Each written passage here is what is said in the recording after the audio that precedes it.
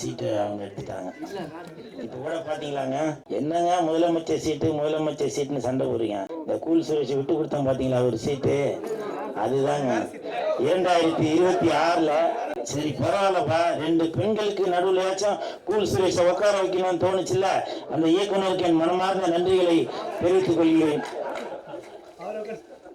இப்படிதான்ப்பா, எப்போ இடம் கிடைக்கும் அதுல போய் உக்காரலாம் அப்படின்னு நிறைய பேர் வெயிட் பண்ணிட்டு இருக்கீங்க.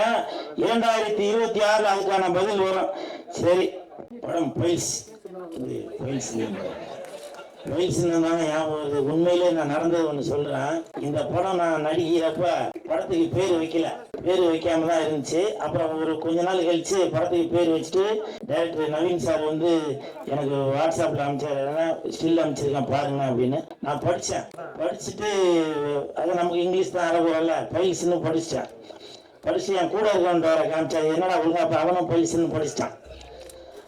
அதுக்கப்புறம் எனக்கு ஒரே டவுட், ஏன்னா இந்த படத்துல ஹீரோ மகேந்திரன் பிளாஷ்பேக்லயும் வருவாரு. அப்போ ஏதோ பைல்ஸ்னால ஏதோ ஒரு ப்ராப்ளம் போல, அதனால ஏதோ ரிவெஞ்ச் எடுப்பார் போல அப்படின்னு நானே ஒரு கற்பனை. ஏன்னா ஆர் உதயகுமார் சார் எல்லாமே இருந்ததுனால ஏதோ பைல்ஸ்னால ஏதோ ப்ராப்ளம் வந்ததுனால அதனால ஏதோ ஆப்ரேஷன் பண்ணி ஏதோ ஒன்று பண்ணுவார் போல அப்படின்னு எனக்குள்ள ஒரு இதாகிடுச்சு. அப்போ நான் டேரக்டர்கிட்ட கேட்டேன், என்ன சார் பைல்ஸ்ன்னு பேர் வச்சிருக்கீங்க சார் அப்படின்னு.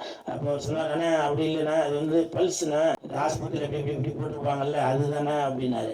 ஸோ இப்படி நான் அரைகுறையா இங்கிலீஷ்ல இருந்தாலும் அது கரெக்டா எனக்கு சொல்லி புரிய வச்சார் இயக்குனர் அவர்கள். ரொம்ப நன்றிங்க சார்.